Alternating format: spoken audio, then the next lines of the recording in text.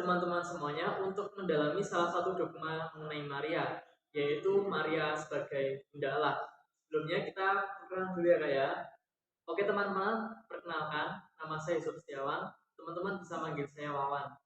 Ya, saya Emerensiana Yulita, bisa dipanggil Yuli.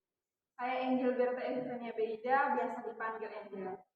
Kami bertiga merupakan mahasiswa dan mahasiswi Prodi Pendidikan Keagamaan Katolik semester 6 Universitas Sanata Dharma. Salam kenal semuanya.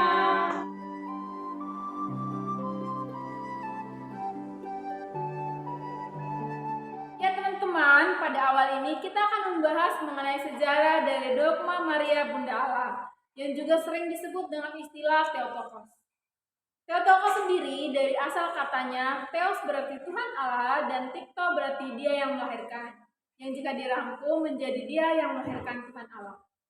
Dogma Maria Bunda Allah ini ditetapkan dalam Konsili Efesus pada tahun 431. Adanya dogma ini memiliki tujuan untuk melawan dan juga menjawab ajaran Nestorian Syria yang menyangkal mengenai kodrat Maria sebagai Bunda Allah. Yang pada mulanya itu terjadi peristiwa perdebatan antara Uskup Nestorius Syria dan Uskup Cyrillus dari Alexandria yang mengutip khotbah dari Proclus di Konstantinopel pada tahun 446 yang bunyinya seperti ini teman-teman. Alasan kita berkumpul di sini pada hari ini ialah Maria Theotokos, permata perawan yang tak bercacat, taman Eden bagi Adam kedua, karya kesatuan kodrat, tempat terjadinya perjanjian keselamatan, ruang pengantin, tempat sabda mempersunting daging, semak hidup yang tidak terbakar oleh api kelahiran ilahi. Awan terang sesungguhnya yang melahirkan Dia yang berada di atas kerubim beserta tubuhnya. Bulu domba yang telah disucikan embun surgawi, tempat gembala menaruh domba, pelayan dan ibu, perawan dan surga, satu-satunya jembatan antara Allah dan manusia, tenunan nan indah dan tatanan, di mana kulit kesatuan, ditenun dengan cara yang mengagumkan, yaitu oleh Roh Kudus, penenun yang dinaungi kuasa dari atas, bulu domba warisan Adam, pakaian dari daging perawan murni, penyalur rahmat nan luhur yang melahirkan, seniman sabda yang masuk melalui telinga. Pernyataan Proclus ini tentang Maria Theotokos ditunjukkan kembali pada akhir khotbahnya, seraya mengutip teks Yeskiel bab 44 ayat 1-2 yang menegaskan mengenai misteri inkarnasi. Yang bunyinya seperti ini teman-teman. Saya melihat mujizat dan mewartakan keilahian. Saya melihat penderitaan dan tak menolak kemanusiaan. Sesungguhnya Immanuel telah membuka pintu kodrat karena ia manusia. Namun ia tak melepaskan meterai keperawanan karena ia juga Allah. Sebagaimana ia telah masuk dengan mendengar, demikian pula ia keluar dari rahim. Ia telah dilahirkan sebagaimana ia telah dikandung. Ia telah masuk tanpa berahi, dan ia telah keluar tanpa pernodaan. Sebagaimana dikatakan Nabi Yeskiel ini, camkan, ini sebuah paparan yang tepat tentang Maria Theotokos yang kudus. Uskup Nestorius yang ketika itu mendengar istilah ini menolak dengan keras ajaran tersebut dan menyatakan bahwa Maria bukan merupakan Bunda Allah. Karena dari Injil, ia memaparkan bahwa dikatakan Maria hanya merupakan Bunda Yesus. Berarti Maria bukan merupakan Bunda Allah. Bagi para Nestorian, mereka hanya mempercayai dan juga meyakini bahwa hanya ada istilah Christotokos yakni Bunda Kristus atau Anthropotokos yakni Bunda manusia yang mengandung arti bahwa Maria hanya melahirkan kemanusiaan Yesus. Berarti Maria bukan melahirkan kealahan Yesus. Mereka juga menegaskan dengan argumennya mengenai keilahian dan keinsanian Yesus, yang mana Maria hanya melahirkan keinsanian Yesus, tidak juga dengan keilahian Yesus. Perdebatan antara dua kubu ini terjadi cukup lama hingga pada tahun 433 ada pernyataan yang menyatukan kedua kubu ini dan kembali meyakini bahwa Maria merupakan Bunda Allah. Terjadi berlangsung hingga saat ini antara gereja barat dan juga gereja timur. Kemudian di gereja barat ditetapkanlah pada tanggal 1 Januari sebagai perayaan akan Maria sebagai Bunda Allah, yang juga merupakan puncak oktav Natal.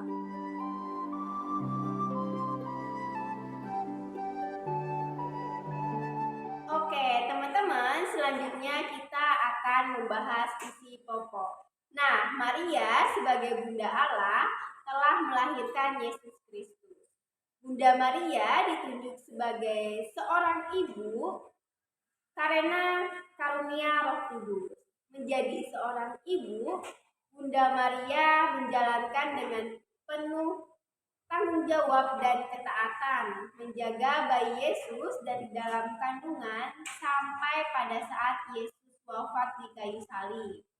Dengan mengakui Bunda Maria sebagai Bunda Allah, gereja juga mengakui bahwa Maria telah melahirkan Sang Ilahi dengan hakikat sebagai manusia sejati.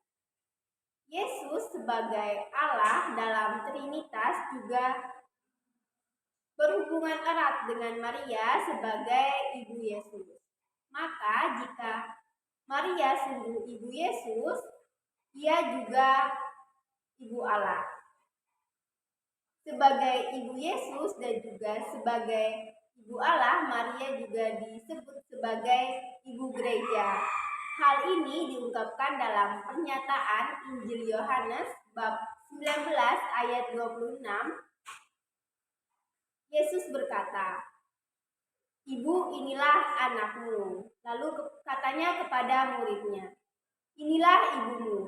Ayat ini menunjukkan bahwa kepada gereja Yesus memberikan ibunya. Kita diberi kebebasan untuk bersandar kepada Bunda Maria ketika kita dalam situasi apapun. Sama halnya dengan menjaga Yesus, sejak awal gereja berdiri, Bunda Maria telah menemani, menjaga, dan juga melindungi hingga kini.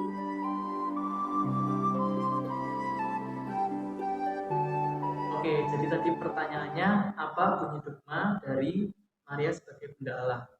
Jadi pada intinya itu teman-teman, bunyi dari dogma ini adalah ingin menegaskan bahwa Yesus Kristus itu adalah sungguh Allah dan sungguh manusia. Mengapa sungguh Allah dan sungguh manusia? Karena ia dilahirkan dari seorang perawan suci yang secara khusus dipilih oleh Allah Bapa untuk menggenapi kegenapan firman-Nya, yaitu untuk melahirkan Yesus. Nah, karena Yesus dilahirkan dari Bunda Maria, yang notabene Bunda Maria itu adalah sungguh manusia, maka dari itu Yesus juga sungguh manusia karena dia lahir dari seorang manusia. Nah, sehingga Yesus itu memiliki dua kodrat, yaitu sebagai Allah Bapa, namun juga sekaligus sebagai manusia. Nah, dengan adanya kesaksian ini, maka kita mengimani bahwa Bunda Maria itu adalah Theotokos atau Bunda Allah.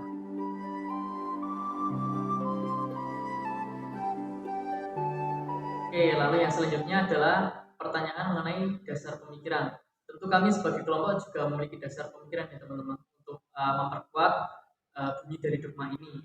Yaitu yang pertama dari Lukas 1 ayat 26 sampai dengan 38 yang pada intinya itu menegaskan mengenai bagaimana kesiapan Bunda Maria untuk mengandung, melahirkan dan juga membesarkan Yesus. Nah, di sini ditegaskan bahwa Bunda Maria itu adalah satu-satunya saksi hidup Yesus.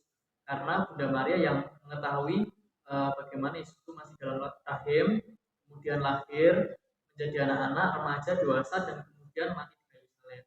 Nah, di seluruh peristiwa kehidupan Yesus ini, tokoh yang paling berperan penting adalah bundanya sendiri, yaitu Bunda Maria.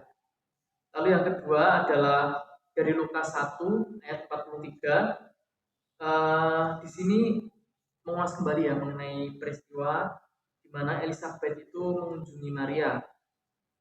Ada suatu percakapan yang berbunyi demikian. "Siapakah aku ini sampai ibu Tuhanku datang mengunjungi aku?" Kata Tuhan dalam ucapan Elizabeth disejajarkan dengan ucapan Allah dalam Perjanjian Lama.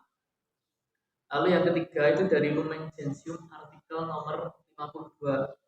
Itu bunyinya seperti ini teman-teman. Allah yang Maha Raya dan Maha Bijaksana ingin melaksanakan penebusan dunia.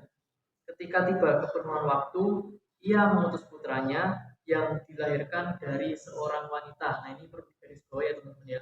Yang dilahirkan dari seorang wanita. Dan wanita itu adalah Maria.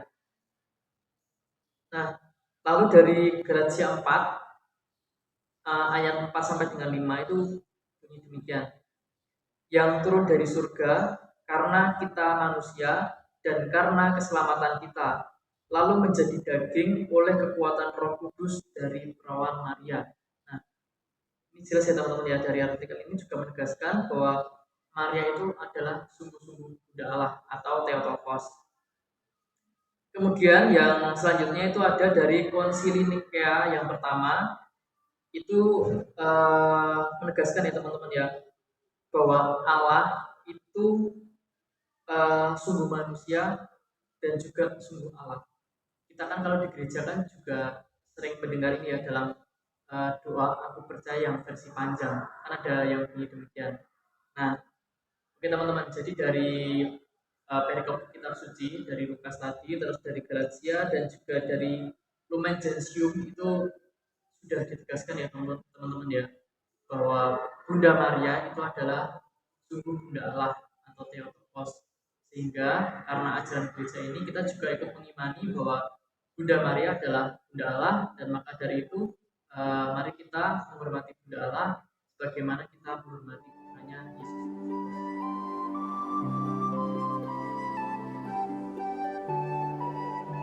Jika ditanya siapa Bunda Maria bagi saya sendiri Bunda Maria itu sebagai seorang ibu, sebagai seorang bunda yang mana menjadi tempat pulang bagi saya ketika saya mengalami masalah, ketika saya butuh telinga untuk mendengar, ketika saya butuh bahu untuk saya sandar, dan saya merasa Bunda Maria menjadi tempat itu bagi saya. Tapi tidak hanya ketika saya kesusahan, dalam sukacita pun saya pergi ke Bunda Maria, saya menyampaikan, membagikan kebahagiaan itu, karena layaknya sebagai seorang ibu, saya ingin membagikan apa yang saya rasakan kepada Bunda Maria. Seperti itu teman-teman. Maria bagi saya adalah seorang ibu. Ibu tempat saya bercerita, berkeluh kesah, di mana saya merasa bahwa Maria selalu ada ketika saya membutuhkan sosok seorang pendengar yang baik bagi saya. Oke, siapa Maria bagiku? Kalau bagiku, Maria itu bunda juga. Nah, kenapa bisa disebut bunda? Nah, karena bunda itu yang mengetahui segalanya. Jadi aku kalau ada apa-apa tuh ya teman-teman ya, terlebih kalau ada permasalahan hidup, pergulatan hidup, pasti aku mengadunya ke bunda. Bukan bunda ibuku, tapi malah seringkali ke Bunda Maria gitu. Karena kalau aku mengadu Bunda Maria itu kayak ada apa ya, perasaan plong gitu, plong, lega, dan merasa dikuatkan gitu. Nah maka dari itu seringkali kalau aku apa kayak mengalami kesulitan rohani, terus ada permasalahan hidup, aku larinya ke Bunda, karena aku yakin dengan aku berdoa dan apa sharing dengan kepada Bunda Maria, itu aku merasa dapat kelegaan dan semakin dikuatkan melanjutkan perjalanan